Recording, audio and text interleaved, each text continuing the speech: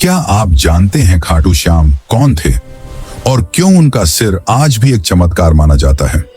खाटू श्याम को हारे का सहारा क्यों कहा जाता है? इसके पीछे एक रहस्यमयी बलिदान छुपा है। अगर आपकी जिंदगी में सब कुछ टूट रहा है तो बस एक बार श्याम बाबा के दरबार में ये अर्जी लगाकर देखिए। दोस्तों, क्या आप जानते हैं श्याम कुंड का पानी कई असंभव बीमारियों को भी ठीक कर चुका है? तो चलिए वीडियो शुरू करते हैं। कथा शुरू होने से पहले हमारे चैनल पुण्य कथा को सब्सक्राइब जरूर करें, ऐसे ही और रहस्य और इतिहास से जुड़ी और कथा सुनने के लिए। राजस्थान के सीकर जिले की धूल भरी धरती पर बसा एक छोटा सा कस्बा खाटू। यहां न कोई विशाल पहाड़ है, न कोई समुद्र, फिर भी हर साल लाखों श्रद्धालु हजारों किलोमीटर की यात्रा तय करके यहां पहुंचते हैं। लोग इसे हारे का सहारा कहते हैं, लेकिन ऐसा क्या है इस मंदिर में कि टूट चुका इंसान यहां आकर फिर से खड़ा हो जाता है? क्यों? क्योंकि यहां विराजमान है कलयुग के देवता हारे के सहारे खाटू श्याम जी। नमस्कार दोस्तों, स्वागत है आपका हमारे चैनल पर। आज हम बात करने वाले हैं राजस्थान के सीकर जिले में बने खाटू श्याम मंदिर के बारे में, जिनके दरबार में हर भक्त की पुकार तुरंत सुनी जाती है, जिनके चरणों में आकर हर मनोकामना पूरी होती है। क्या आप जानते हैं यहाँ के पवित्र कुंड में नहाने से रोग मिट जाते हैं? ये सब बातें आज मैं आपको बताने वाला हूं, तो वीडियो को अंत तक जरूर देखिएगा, क्योंकि अगर बीच में छोड़ दिया तो इस रहस्य की सबसे गहरी परत आप मिस कर देंगे। तो आइए चलिए साथ मिलकर जानते हैं खाटू श्याम जी मंदिर का वो रहस्य, वो इतिहास और वो अद्भुत शक्ति जो हर भक्त को खींचकर यहां ले आती। इस मंदिर से जुड़े ऐसे रहस्य भी हैं जिन्हें सुनकर बड़े बड़े विद्वान भी चौंक जाते हैं। ये मंदिर सिर्फ राजस्थान ही नहीं, बल्कि पूरे भारत से आने वाले श्रद्धालुओं का आस्था केंद्र है। विशेष रूप से फाल्गुन मेले में यहां लाखों भक्त एकत्रित होते हैं। जयपुर से खाटू श्याम मंदिर की दूरी लगभग 80 किलोमीटर है। हर साल फाल्गुन मेला लगता है, जहां दूर दूर से भक्त आकर नाचते गाते हैं और श्याम बाबा की महिमा का गुणगान करते हैं। लोग उन्हें हारे का सहारा और कलयुग के कृष्ण कहते हैं। सच है दोस्तों, जो भक्त हार मान लेता है उसका सहारा स्वयं श्याम बाबा बनते हैं। एक ऐसा योद्धा जिसकी शक्ति से देवता भी चकित हुए और जिसकी विनम्रता ने स्वयं कृष्ण को भी भावुक कर दिया। यह है कथा बर्बरीक की, 3 बाणधारी वाले योद्धा की, जिसका नाम था बर्बरीक, जिसने अपना शीश देकर धर्म को बचाया और कलयुग में श्याम बनकर हर भक्त के सहारा बने। महाभारत युद्ध की तैयारियां चल रही थीं। कौरव और पांडव दोनों अपनी अपनी सेनाएं जुटा रहे थे। तभी इस कथा में प्रवेश होता है एक महान योद्धा बर्बरीक। बर्बरीक कौन थे?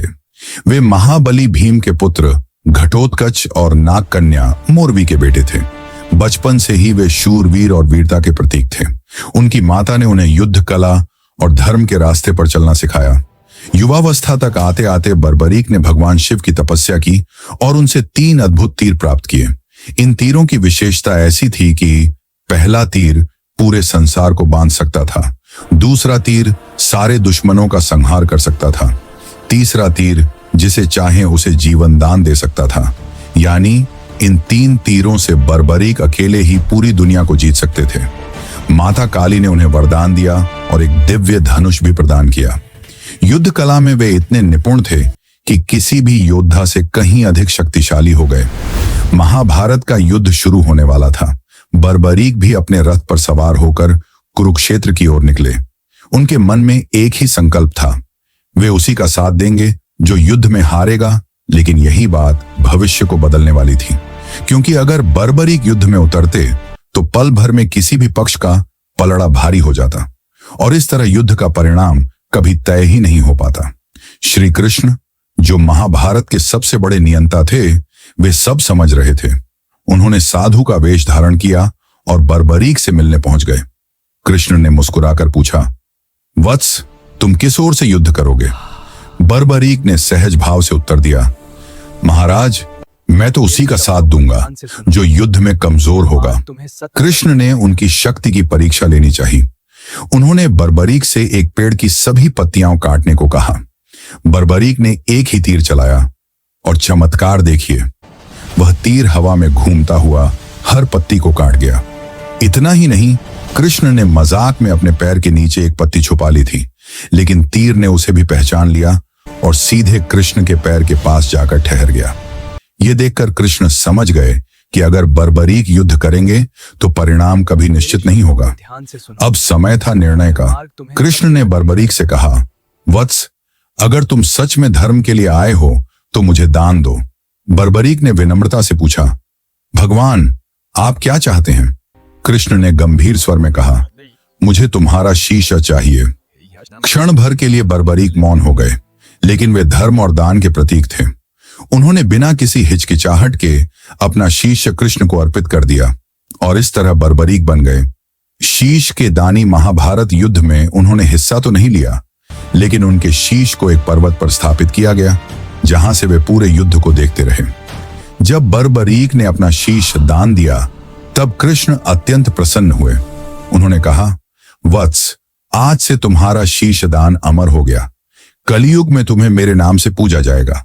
भक्त तुम्हें श्याम कहकर पुकारेंगे और जो भी सच्चे मन से तुम्हारा नाम लेगा, उसकी हर मनोकामना पूर्ण होगी।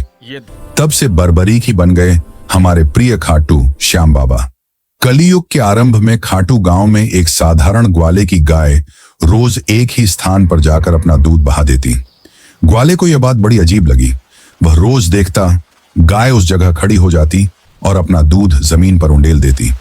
धीरे धीरे पूरे गांव में यह बात फैल गई। लोगों ने सोचा, जरूर इस भूमि के नीचे कोई रहस्य छुपा है। फिर सबने मिलकर उस जगह खुदाई करने का निर्णय लिया। खुदाई शुरू हुई। जैसे जैसे मिट्टी हटती गई, वैसे वैसे धरती से प्रकट हुआ एक दिव्य शीश।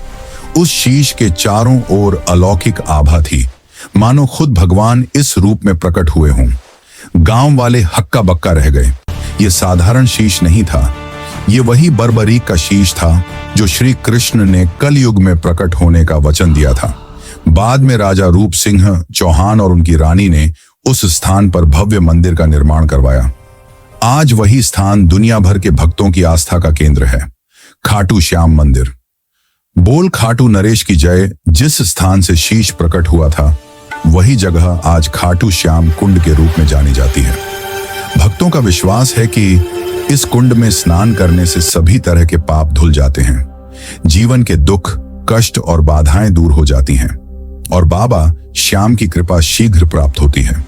यही कारण है कि लाखों श्रद्धालु हर साल खाटू धाम आते हैं और इस पवित्र कुंड में डुबकी लगाकर अपनी यात्रा पूर्ण करते हैं।